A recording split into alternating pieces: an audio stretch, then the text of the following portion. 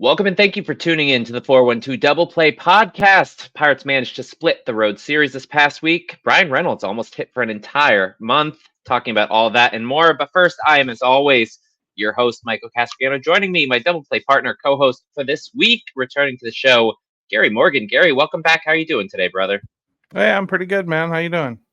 I am doing all right. I'm glad the Pirates were able to salvage a win with the Braves series. It was kind of a tale of two offenses between being in Cincinnati and being in Atlanta. I know different squads, different expectations, but um, tough to watch sometimes. We're going to talk about that, but first, as always, I'm going to start with the transactions. G1 Bay finished his rehab assignment option to Indy. Ryan Barecki and Quinn Priester officially sent on their assignments at Indy. Charrington said in his radio conference today that he expects Barecki to be back shortly. I don't know if that means this week or just before the All-Star break. Henry Davis headed to Altoona, has been struggling there, but he's back to catching. Following the Red Series, left-handed pitcher Justin Brule was optioned back to Indy, unfortunately on his birthday, to make room for Martin Perez. And then today, catcher Joey Bart finished his rehab assignment, activated ahead of the Sunday game in Atlanta. Jason DeLay optioned to Indy. Gary, some contention online over DeLay being the one headed back down to Indy instead of Grandal heading down to the gutter. Why or why not was this the right decision for the Pirates? I don't know. It depends on what you really think Grandal's doing with the pitching staff. If you really believe them that he is super catcher and he's telling these guys how to do whatever and he's helped guiding them through this stuff, okay, I get it. It's just never been a thing throughout his career. I've never heard him brought up in the light of defensive virtuoso or whatever you want to say. That's never been a part of his game until I hear the Pirates say that this year. And I don't see it when I watch him play. I really don't. I mean, if anything, he's a little clutchy. He does have some clutchy type hits every once in a while. Yep. But that's about it. Like I'm sorry. I don't see the experiment. That said, Michael, I wasn't a fan of the signing. It's not the way I would have gone, and they did anyway. So it's very much an Austin Hedges type situation where the bat doesn't play great. Like you said, he occasionally does get those clutch hits, which Hedges didn't really do. As of this morning, he is tied for fifth most catcher framing runs. He has 4 coming into today. Ahead of him, Jose Trevino of the Yankees, Bo Naylor of the Guardians, Patrick Bailey of the Giants. Those are guys are good defensively.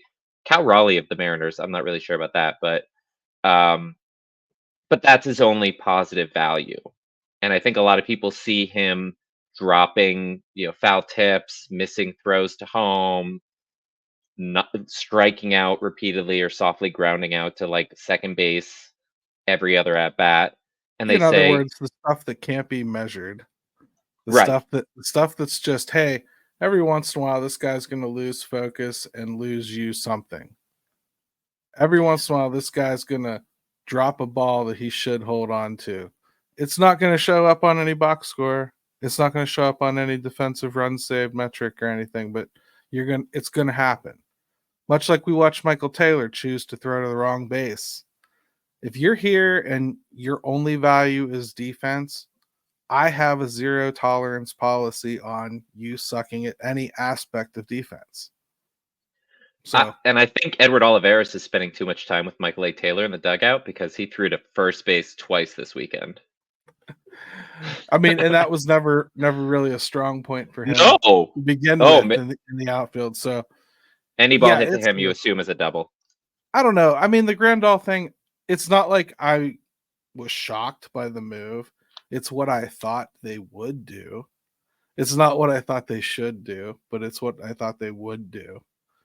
In my mind, it's preserving depth so we don't end up in a situation like we were 2 years ago where Perez got injured like a month into the season and we had all sorts of guys coming in to catch.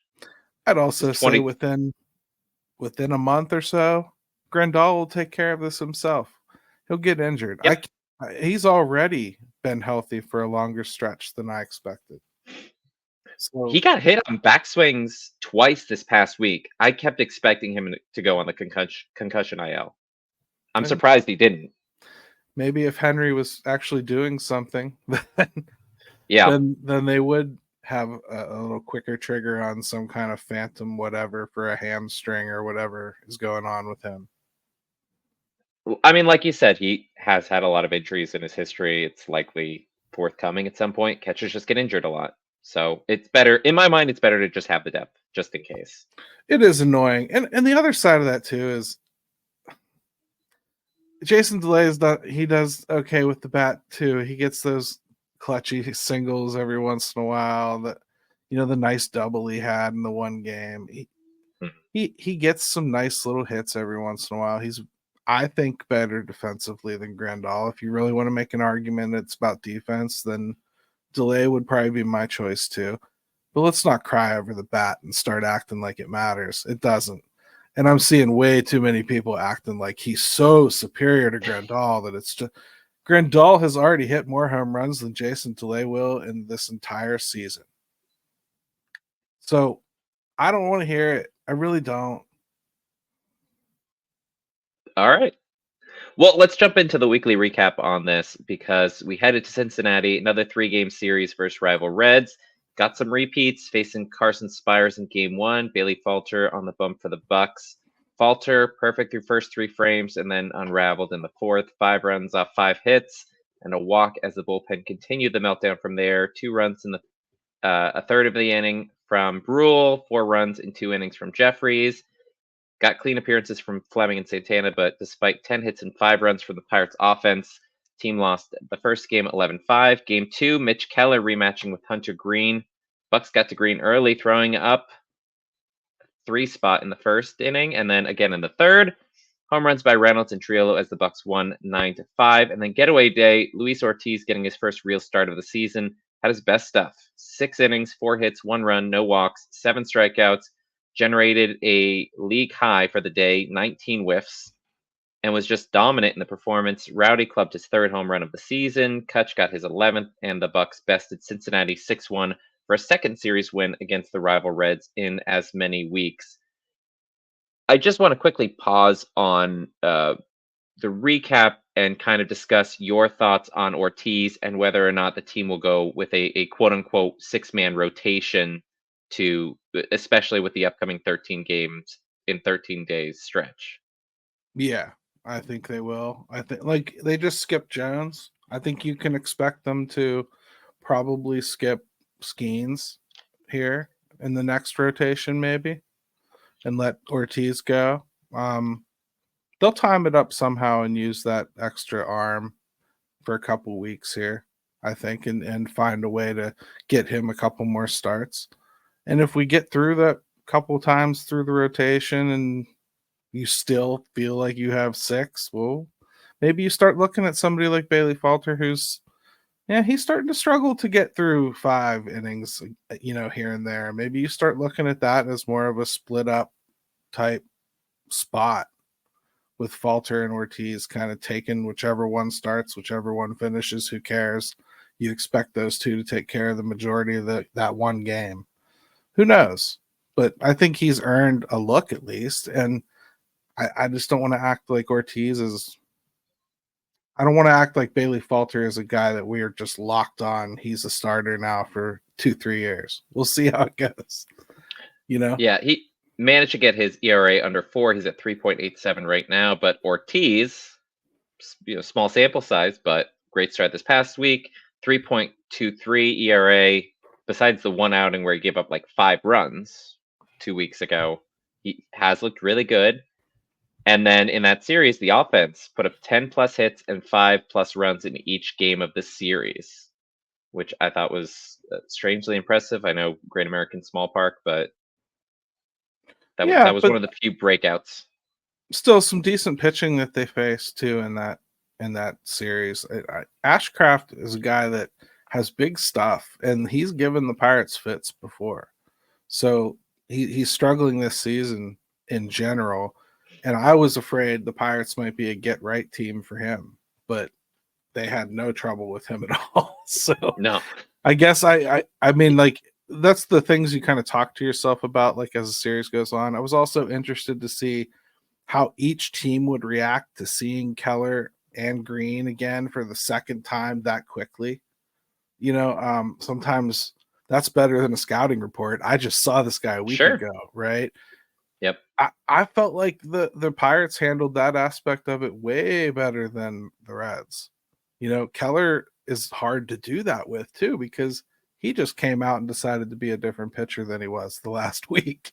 And that's all. You just aren't going to see the same Mitch Keller. So I hope you did gear up for everything I showed you last week. Yeah, and same thing with Carson Spires, and I felt like they did about the same against him. Unfortunately, we didn't get the win there. But yeah, Keller definitely. How much do you think? And I don't know exactly what the situation was. I know you posted that was the first time you had seen a pitcher, in this case Hunter Green, um, lose his lunch on the mound. We'll say in that first inning.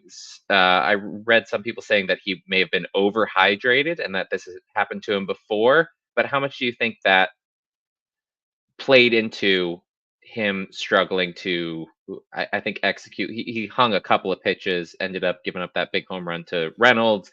Triolo does not typically hit home runs. Do you think that was a factor, or do you think that was one of those things like he got out of his system and just didn't have it that day? It might have been something, he might have been dealing with something, but I guess for me, the excuse goes away as soon as you decide to stay in and your team decides you're okay to stay in. Like, we Yep. talk about that Michael Jordan game. Well, we talk about it because he persevered through it and had this incredible game to win a championship with the flu. We don't talk about it because he made a decision to play with the flu and cocked it up and lost the championship, right? Because he wasn't fast enough to keep up anymore. I don't know. If it affected him, then hey, that's on him, and it was a stupid decision. I agree. Heading to Atlanta this weekend to face the always dangerous Braves. Bats went ice cold. Former Pirates pitcher Charlie Morton on the mound Friday was just unhittable. Bucks bats managed just 3 hits and a walk off him over 6.1 innings. Martin Perez in his first game back from the IL was not effective. 4 innings, 8 hits, 6 runs, 2 walks, 4 strikeouts, ton of hard contact across the board, even without scapegoating his shortstop. Talk about that more later. But Pirates dropped the opener 6-1. Game 2 against Southpaw Max Fried, even with Paul Skeens on the bump, you can't feel good about going against that. Skeens allowed a leadoff home run, but settled right in, going 6 strong, 6 hits, 1 run, 2 walks, and 9 strikeouts. Only 61 of his 102 pitches for strikes. That's a bit uncharacteristic. Control problems plaguing him in the game. Fried matched up with 6 innings of 1-run ball. Pirates squandered multiple scoring opportunities, including a horrendous slide at home in the 10th by Olivares, and then walked off in the bottom of the 10th by Adam Duvall leadoff single, losing 2-1. And finally, Sunday, our Lord and Savior Bailey Falter locked in early through heat. Eventually led to his trademark wildness. Managed to go 5 innings, 1 run, 2 hit ball. Cruz and Tellez each clubbed 2-run homers in the 5th. The bullpen mostly managed to tamp it down from there as the Pirates salvaged the series with a 4-2 win, going 3-3 on the road trip. Brian Reynolds, I haven't been mentioning it because I don't want to be the one to jinx it, but he did see his league high 25 game hit streak end today. Barely extended it in the 8th inning on Friday and then the 9th inning on Saturday. So it kind of felt like he was struggling to get there, and maybe it was on his mind.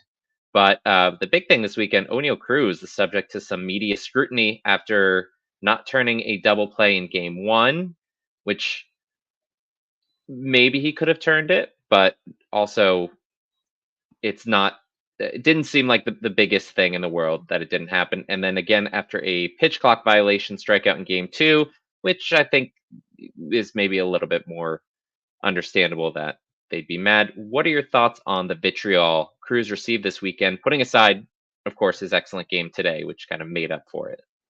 Well, the defensive thing, I didn't see it at all. I watched the play. Looked like a normal flip to me. It didn't look like he struggled. It didn't look like he Their had a argument was that hitch. he should have rushed up to the ball. He should have charged the ground ball. I guess, but like, like for me, like keep in mind we're talking like lower levels and everything. I was always taught, like, if you're trying to turn a double play, if you charge the ball to a certain point, then all of a sudden you've got to take all the time to turn around and flip the ball, as opposed to just receive and flip the ball. It looked normal to me. It was textbook to me. I'm sorry. I felt like it was fine. I didn't see anything to worry about. Matt Capps immediately started jumping on it. I mean, before the play was done. So it's not as though this was revisionist history. He said it right away. Get going, get going. So as the play was taking place, I get where they're coming from. The pitch clock thing, yeah, that sets me off. Don't do that. He had his timeout. I don't know what happened. He had his timeout. I don't know what gets into his head or gets out of his head, but he definitely does have lapses in paying attention. He does. And then once he does, his mechanism for I'm embarrassed I screwed up is to make a silly face or do something silly or aloof, and then everyone loses their mind, Yep. This isn't a kid anymore, though, so I really do think it's time to stop acting like he's a kid who's going to grow out of it, or he's a kid who's just having fun. Gary, you old gray hair. I'm sorry, it's not about that. I could care less if he smiles. I don't care if he hits home runs and hot dogs around the bases. I don't care if he runs backwards around the bases. Just when you're actually playing, just hustle. Go as fast as you can. Show me your speed. Run everything out to first base that you hit on the ground. I don't care which direction it is or who it's at. Run, run, run. Run like you can. Be the athlete that you are. And in the batter's box, lock it up. Just lock it up, dude. Like, just focus and do what you got to do. You get 3 big, meaty swings every at bat. I want to see you take the most of every single one of those opportunities. Certainly don't give a strike away. Imagine if the umpire just called a bad strike. The glare he would have gotten from them, the vitriol from the fans for that terrible call. Well, why would O'Neill not deserve that for the self-owned strike? In soccer, if you turn around and kick the ball into your own net, you're pretty hated. I mean, that's what you basically did. You turned around and struck yourself out. It was definitely really odd that it happened. So, like you said, and again, like boneheaded decisions and poor play at the plate, even without pitch clock violations, which Aroldis Chapman randomly had one with I think the bases were empty in the game today, and he just was not paying attention. Clock ran out on him. And you would think in year 2 this wasn't going to be happening as much anymore. But even with the win today, it was a rough weekend at the plate. Team combined for 35 strikeouts, 9 walks, 19 hits, 6 runs in the series. They did face some tough pitching, but the Reds, as we mentioned, threw some good arms. I know second time seeing Green and Spires, but the Bucks bats showed up there. Is the reality of this offense closer to being what we saw in Cincinnati, Atlanta, or somewhere in between? I mean, somewhere in between. They're a below league average offense. That's what they've been all year. I mean, they don't score runs regularly. When they do, tends to be things that happen like today, where these lefty bats they're counting on showed up and hit 2 2-run homers. That's what makes this offense go. Power. And they don't have enough of it. So, I mean, I don't know how to evaluate it besides they need to run into more balls. And sometimes they're going to run into pitchers that don't allow it. Yeah, definitely has been a problem. We're not seeing the power show up as much as I think we expected. Cruz, that was his 12th home run. Rowdy, just his 4th. Kutch has 11. He left today's game with reported illness, according to Shelton after the game. Reynolds, I think, has 13 now. Uh, so it's, I mean, trending in the right direction. It's no, Judge's 31, but have a couple guys who might be pushing 20 by the end of the season. But someone I wanted to talk about, and I mentioned him earlier with Aroldis Chapman. He now has the most strikeouts by a left-handed reliever in MLB history, for whatever that's worth, because relievers. It's probably worth And a Hall of Fame bid. So, well, that's what I want to talk to you about. It's the seventh most overall. He's tied for 20th in saves after closing out today, but despite that, he has one of the worst walks per nine rates in MLB history for relievers. yep. He has the third most wild pitches, and the typical categories of WAR, whether it's Baseball Reference or Fangraphs, and JAWS don't shine very favorably on him. Do you think, because he's what, 36? He doesn't have that many more years left, even though he's still throwing 102, 103. Do you think that he is on a Hall of Fame path? I mean, I already called him a Hall of Famer before the season started.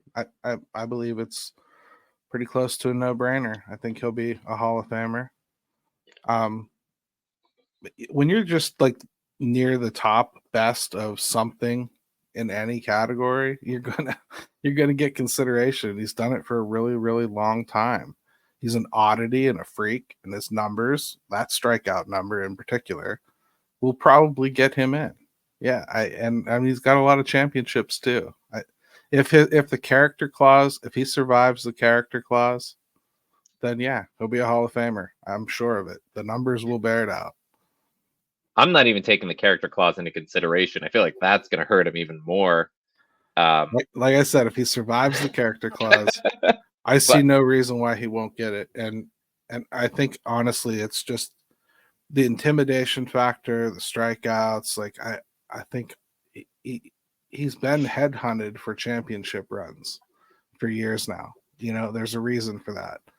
And you put up with the walks because of what he can do, because that his strike per nine is just as freaky as his walks per nine, right? So, yeah. I mean, that's what you deal with. It's the type of player he is. As of now, there's only 8 relievers.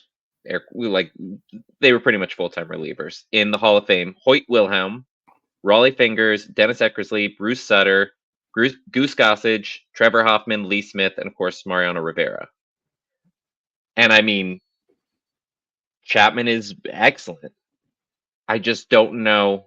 And again, I'm kind of in the middle. I don't know if his numbers, based on how they evaluate, if they're going to put him in. I think Billy Wagner was really close to getting in. I think it was last vote, or maybe the one before. Yeah. I think he'll get in eventually, and I think Chapman will too. I really do. I think we're going to have to change the way we look at pitching, because starters aren't doing what starters used to do. So unless you're going to eventually just not have pitchers in, you're going to have to change the standards, man. It ain't going to be win-loss like it used to be, right? Yep. ERA is questionable. What about WHIP? I mean, looking at the different metrics, like you said, the amount of strikeouts, the K through 9, the K percentage. I think he's got third highest K percentage in MLB history among relievers. I think it's like 34.1. I don't have that number here, but like 34% ish. Yeah, which is insane. I mean, it's freakish. So, I mean, I think he makes it in. He's an oddity, if nothing else. And I don't know. I kind of just made an assumption that he was at the beginning of the season. I feel like I still think he probably is. I would hope that he wouldn't hang around embarrassing himself, though, for long, if he's going to make it. Okay, question off of that. If you think that he is a near slam dunk Hall of Famer, would you want him to stick with the Pirates for a couple years and go in with a Pirates logo? Or does that not mean anything to you? I don't think he would go in with a Pirates logo anyway, even if he did. And no. I don't know. I don't think he has like any specific. Like he started with the Reds, was there for a number of years, but he won World Series with the Cubs and the Rangers. I don't think he's gonna go with either of them. I don't think he would care. I certainly don't want to be paying a reliever $10 million next year to do what he's doing. So, In your words, though, a Hall of Fame reliever. Would you pay Mariano Rivera that kind of money? a Hall of Fame reliever that every year gets a little bit less. Yeah. At this point. I mean, and I'm not saying like that he can't still hit the velocities and whatnot, but and the walk numbers have always been there. Sure. But that's different than command. Okay. I've seen him pitch with much better command than he has right now. And I also see him right now messing around with when to use the velocity. And that can really only be for one reason. I don't think he has it all the time. I think he can hit it when he needs to, but maybe he's only got 3-4 bullets. You know what I mean? Like per outing. I don't think it's like the old days where he could just rapid fire 15 straight like that. I think that's why he is evolving and changing and becoming less effective as the years go on. I don't want to lock myself into him for any longer than this year, personally. Which I'm fine, and I agree. Sometimes he comes in and he's throwing like 95, 96, and you wonder if he's hurt, and then he throws a 102, and you're like, oh, okay, that's one of his three that he's going to do that today. All right, but I don't want to dwell too long on that. I just wanted your thoughts on it. So let's go ahead and pivot to Down on the Farm, recording a bit earlier than usual today. So we do have the Altoona game still ongoing, or hasn't started yet because it's 4:30.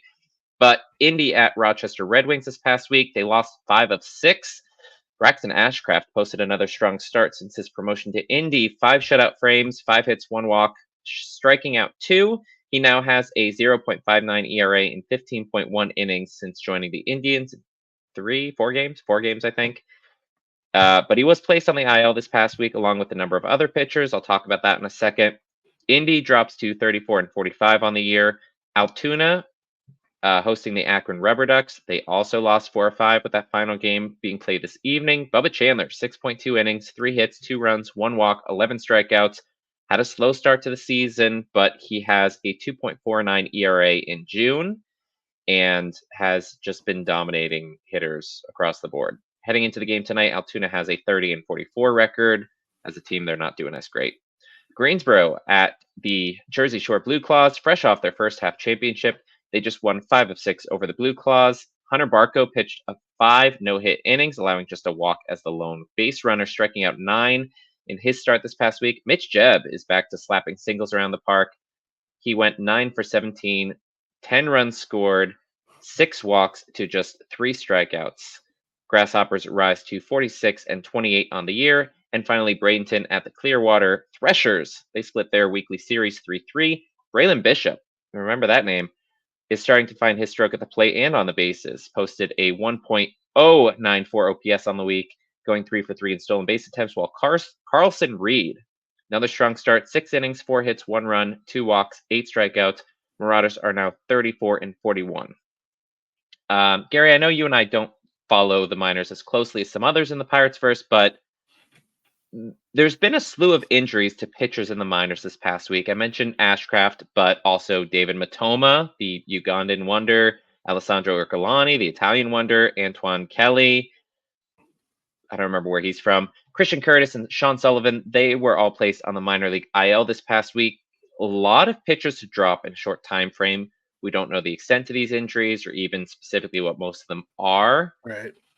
How concerned are you about this? And do you think that these are legitimate injuries or trying to rest some of these arms as we're heading into like the All-Star break era? That would be my assumption. If only because I haven't seen any of the mid public as far as what's actually hurting them, or there's been no timeline talk. I haven't heard anybody panicking about like Braxton Ashcraft, the guy that a lot of people think is ready to come up and make an appearance in the bigs. A guy like that goes down, you would think there would be some level of panic or mention about it. This feels very wink, wink, nod, nod, but we'll see.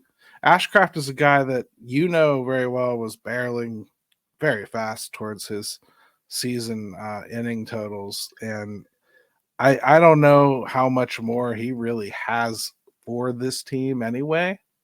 Maybe 40. It would probably still be stretching him a little bit. So I could see them just come out of this and be basically like, you showed us a good long stretch of starting this year. That's what we ultimately want to do with you, but let's use you in the pen now and see if we can't have you finish the season out with us, and see if he comes back different, basically. Yeah, he only had 52.2 innings last year. He's already eclipsed that. He's at 69 innings total between Altoona and Indianapolis. Yeah. Yeah, I've been wanting them. He's already on the 40 man. He would be great just to add to the bullpen and then give him like a David Price treatment. Kind of dating myself a little bit here, but goes in the bullpen, pitches down the stretch, doesn't put as many innings in, but he's getting that major league experience, and it helps to stretch out the bullpen. Right. And the concern with him is that he's got the injury history, and I think their fear is if they get him off of the starter schedule, they're afraid that they'll mess up something that's working right now, with him. Because if you can keep him healthy, I do think there's something there. And there's something to be said for stretching him out this year. I've been on your camp, though. I agree. I think moving him to the bullpen, then you can actually turn the 40-man spot into production this year, which I think is smart. That's what I would do as well. So maybe that's where my conspiracy theory idea for how he comes off the IL comes from. My wishful thinking. It's just tough when 3 40-man spots are currently held by Ashcraft, who is now injured. Who knows if he's going to debut with the MLB team this year. Chang, who's down in AA, I think. Maybe he's in AAA. I think he's in AA still. And then Burrows, who's still rehabbing from Tommy John. It's possible he comes back in July. Didn't look good in his, I think it was the Florida State League. He may have been with Bradenton when he started this past week. So I would like to see at least one of those guys come up and kind of validate the fact that we had to use a year with them on the 40-man. Well, I mean, Burrows, this is kind of what happens, though, man. Like, you have a guy that you just put on the 40-man, and then he has to go and have Tommy John. I know. You totally expected him to debut in that season. Well, I mean, that's what happens. I don't blame the kid for that at all, and I certainly didn't expect to be looking at his performances yet, caring about whether he did good or bad at all.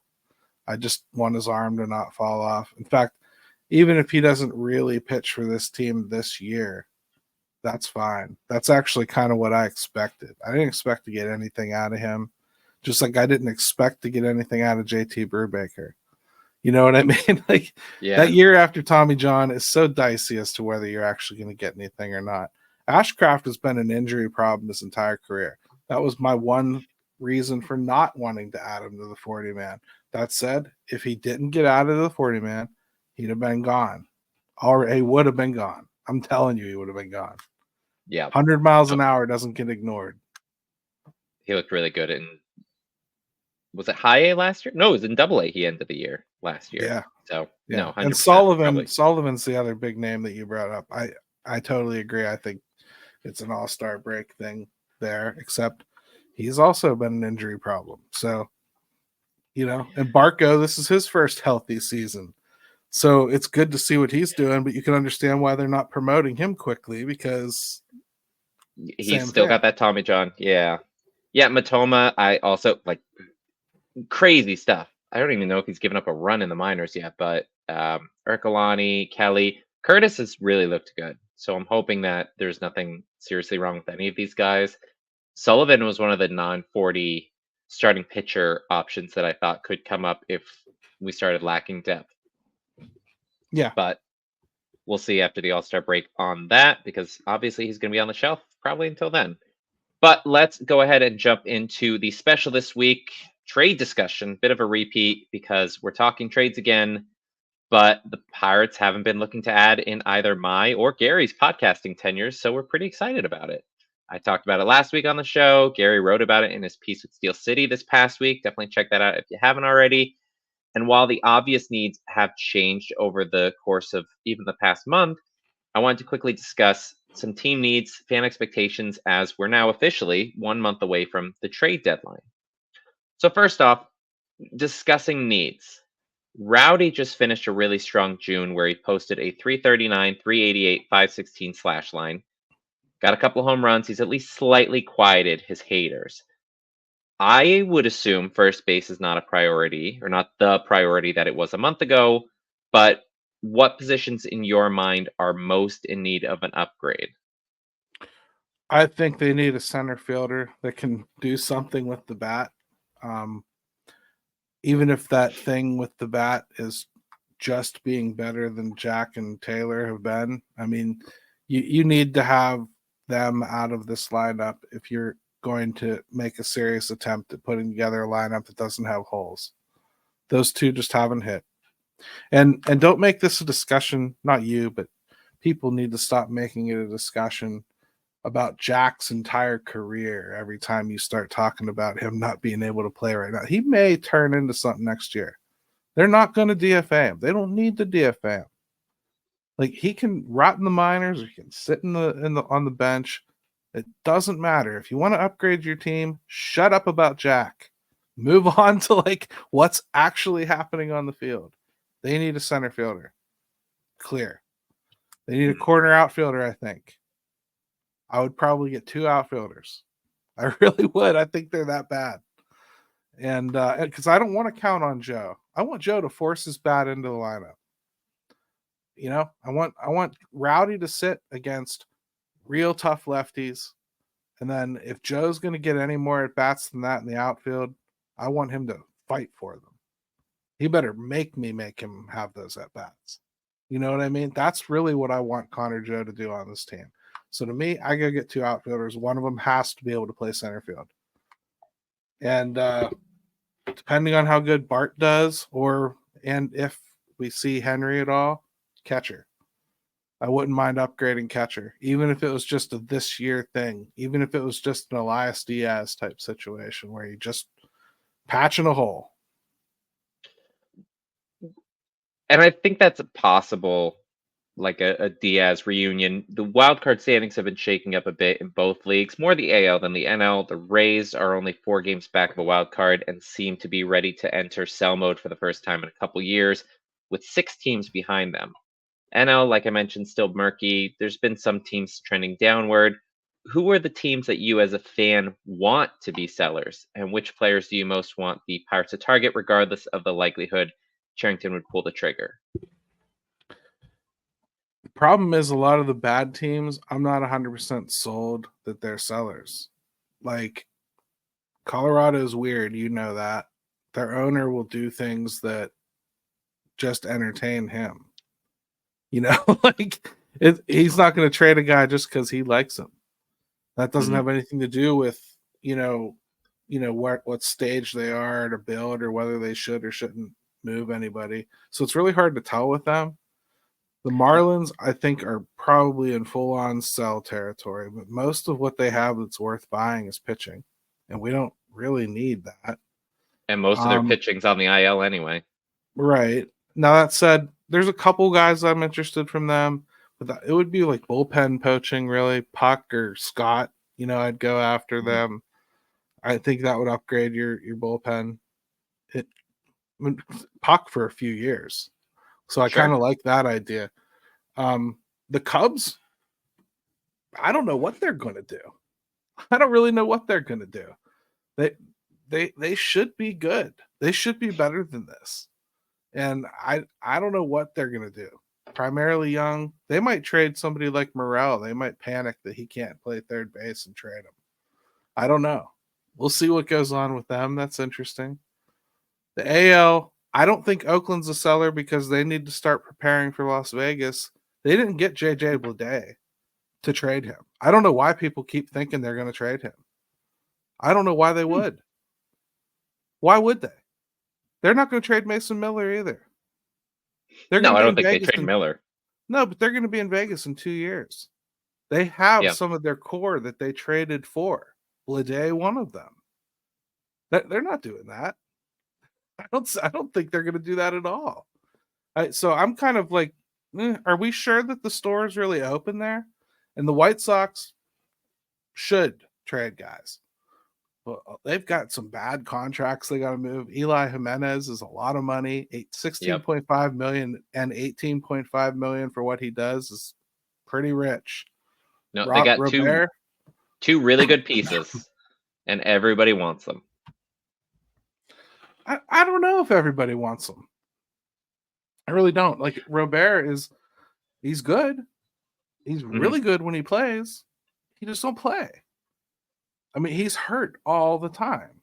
So I don't know. Yep. I don't know how a team like Pittsburgh, for instance, can say, yes, this is my guy. Because in Pittsburgh, I'm afraid if you're not somebody that literally does play every day, almost like Brian Reynolds, it just isn't going to fly here. This has got to be a guy that plays. Okay. Like Jazz Chisholm, I don't think is as good as people think, but he plays center field. I don't. I see superstar all the time. I don't see it. I don't see superstar. I'm very middle of the road on him. I feel like I don't. And I know he's got a couple years left, but like, I mean, I've got a name in mind that if the team drops out of contention and for some reason decides to trade how old is this guy? 23-year-old. I would love Riley Green. I feel like he would crush it in Pittsburgh. I mean, he's crushing it in Detroit, but yeah, I don't know what Detroit's going to do either. That you would think like their pitching's finally started to come on board, right? So I kind of expected them to make a little bit of a push this year, but they're not. So like, I don't know what they do. Do they pull the plug on Torque? You know, I don't know. He's in AAA right now. No, I know. Do they pull the plug on him though, or deal him? I don't know. He's producing. If they do, AAA, but are you interested?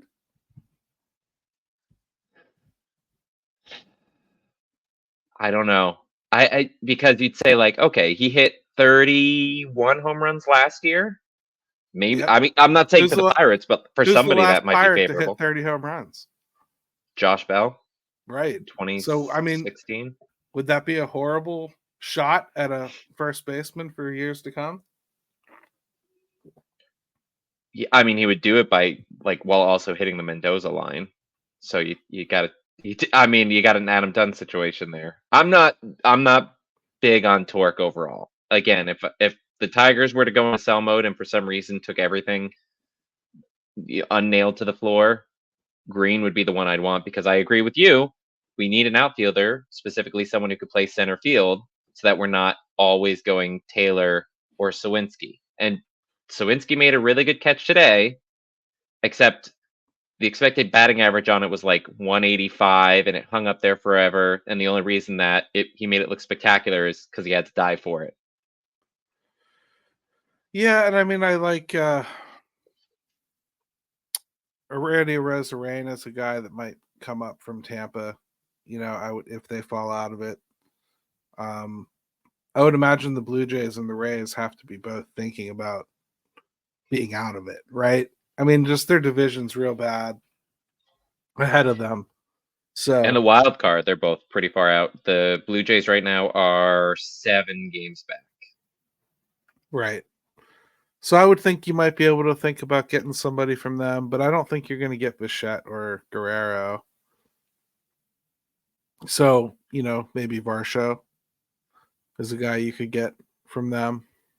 Yeah, I heard someone else mention Varsho recently, but over the past years in his tenure with the Pirates, Ben's been really hoarding, Ben Cherington, of course, been hoarding prospects via trade and draft. He's building the team, but also creating some trade capital doing that. Some of these names, potentially bigger or on the lower end, will need to be included in trades in order to move the needle. Are there any specific prospects whom you think are off limits or whom you want to be off limit in potential trades? No, not really. I don't think there's anybody that should be off limits if it's the right trade.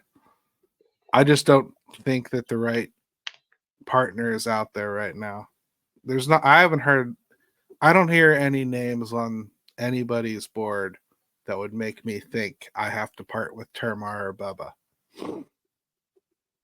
That doesn't mean I wouldn't.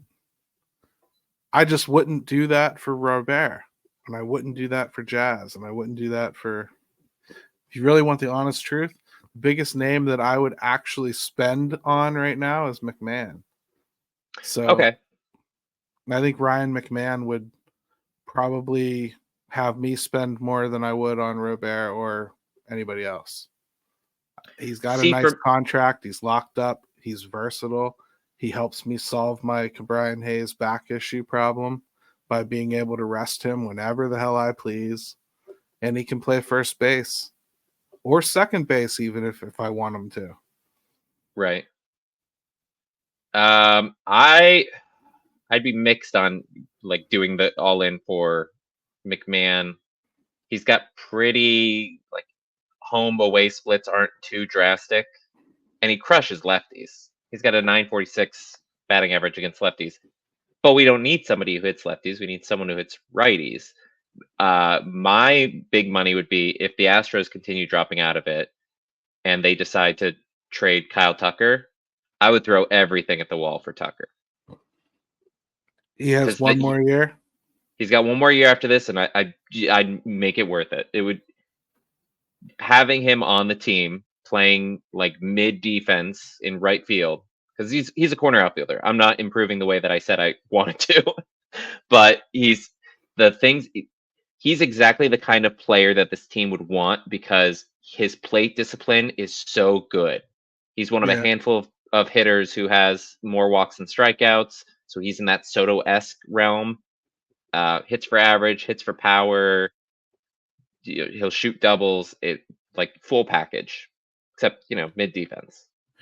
I mean, the team I really want to fall out of it is the Giants because the Giants always have nice pieces that they can trade off that are on short contracts. They don't kill you. They don't take half your farm system, but they actually can help your team. So if you can find a way to get a guy like who's out there now?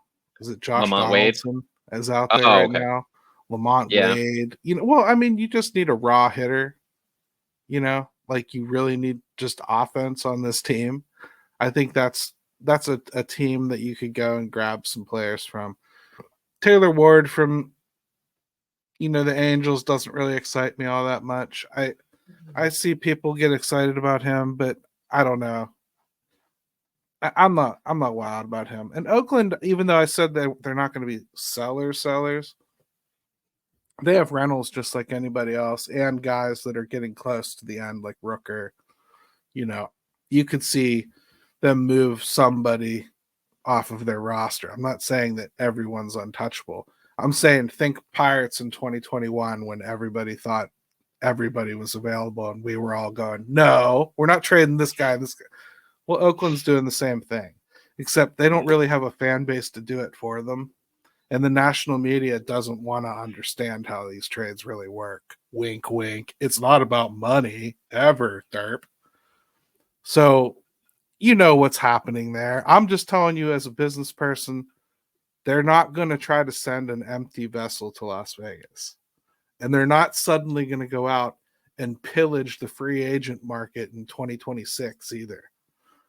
They're going to build this team the way Oakland always has, and that starts with guys like JJ Bleday. So I just don't understand why that guy keeps coming up. That's all. Yeah.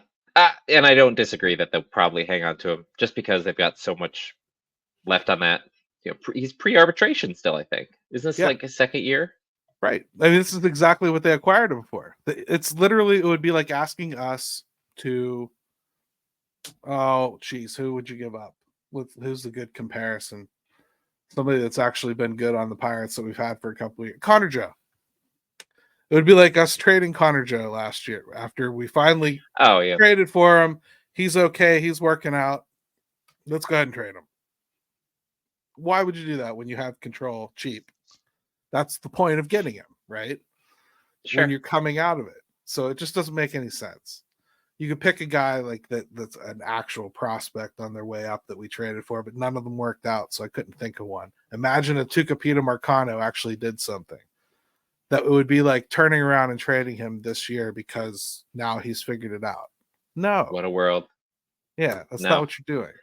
I wouldn't have bet on that.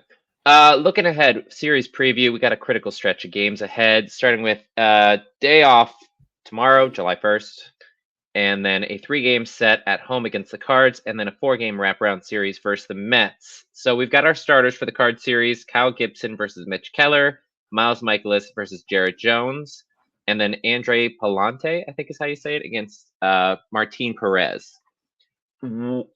What are your predictions for this? Is what, the second time we're seeing St. Louis, first time at home. Didn't fare as well first time around, but your thoughts given those projected matchups?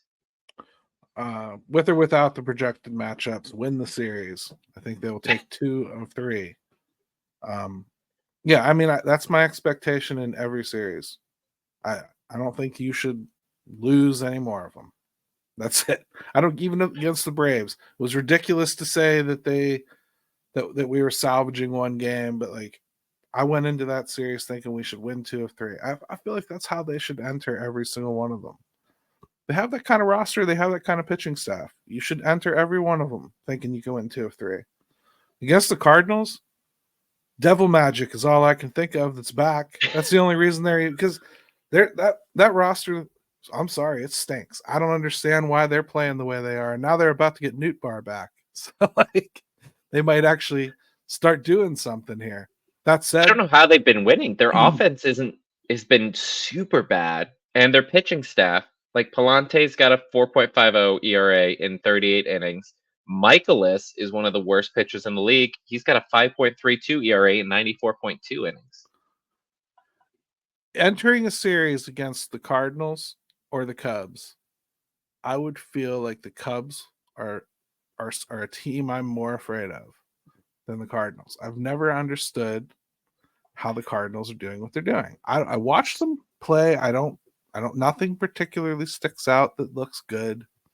I don't know. I don't get it. But they'll either prove themselves real or fake. And I love that the Pirates are facing their direct competitors above them in the wild card race on the way out towards the All-Star break here.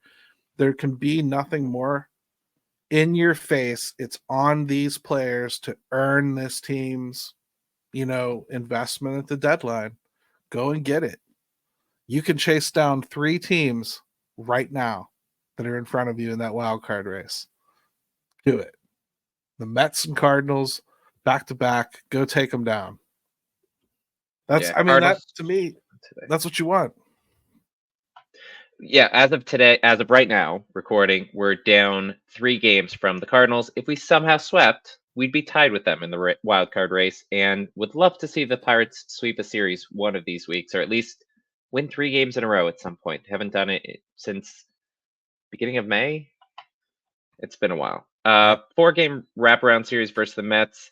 Projected starters per ESPN, which likely subject to change because we've got Luis Severino going against Paul Skeens on Friday. Likely, like you said, probably going to be Ortiz in that one. Southpaw David Peterson versus Bailey Falter on Saturday. Sean Manaea, another lefty, against Keller on Sunday. And then Monday game, but I've got another episode before that, so I'm not going to get too into the weeds on this. The Grimace-inspired Mets. Last time around, we just hit them at the wrong time because they just had a hot streak. Feels like we're doing that again. we just keep getting the Mets the wrong time. And I don't see any specific part of their team that's great. Like, the pitching's pretty good. Severino's got blown up today, but has otherwise been good. This latest stretch is about the offense. They're hitting. I mean, they're hitting right now. It's something that they haven't done all year. In fact, they're out hitting the Yankees right now. Even New York media is starting to kind of go nuts about the Mets being maybe even hotter than the Yankees at the plate. So, yeah, they're hitting the baseball. That's really all there is to it. The Pirates have that antidote, though. So let's see how it goes, right? I mean, like if the Pirates pitching does what it does, then there's no reason again they shouldn't take 3 of 4 in that 4-game wraparound series, right? I want to win series, man. That's to me the path to victory here, and all the deals that could be, should be, whatever. To me, the team has to make that so, and that's if you want to be mad about Ben Cherington waiting too long. I'm sorry, redirect your energy to not doing enough in the off season, because that you can want it all you want. It doesn't make the deadline moves happen any faster. So yeah. And hopefully something happens with that. But after the off day Monday, the Pirates, as I mentioned, playing 13 straight ahead of the All-Star break, including 10 games against teams ahead of them in the standings. How important is this stretch of games in determining how the team approaches that trade deadline? I kind of just said it, actually. All of that stuff I said. Yeah, that's what I think. Truthfully, that's what this stretch is all about. If they do well in this stretch, they win series, they come out a bit above 500 as far as that stretch of games, I think they will very much so be buying. I think they'll buy anyway. I just don't think they'll buy big unless this team forces their hand. And I think it's a tough month overall because out of the All-Star break, so after the Mets, we've got 3 games set at Milwaukee, and then a weekend series against the White Sox, which, I mean, they beat the Braves on Thursday. And then out of the All-Star break, 3 games at home against the Phillies, 3 games at home against the Cardinals, a day off, and then 3 games set in Arizona, and then 3 games in Houston, who are still contending for a wild card spot. I don't know where Arizona, they're in the same spot as us. So, like, these are all teams that are in competition. Well, And overall, July. All teams that by then could have already decided that they are in or out of it and started making moves to either lessen or increase their team. We don't know what we're going to be facing through that month. You have no idea what Arizona is going to be. Who knows? If they decide to sell something or just stay in neutral, or maybe they go buy, they could be some kind of like real scary team by that point. So who knows? Definitely got a challenge ahead, but we've been going on a long time already. So that wraps it up for this week of the 412 Double Play podcast. Thank you for checking us out. Thank you to my guest, Gary Morgan. If you haven't already, check out the Pirates Fan Forum, usually Thursdays at 5 p.m., depending on whether or not Ben has hockey or baseball or whatever else he's doing at that time. Gary's got his 5 Thoughts at 5. That drops Mondays at Steel City Pirates. Link, as always, in the description. I've still got my starter spotlight there as well, so check those out ahead of each game. And that's all I've got, so I'll be signing off. Thank you again for joining us, and let's go Bucks. Lady Jolly Roger, dude. Thank you.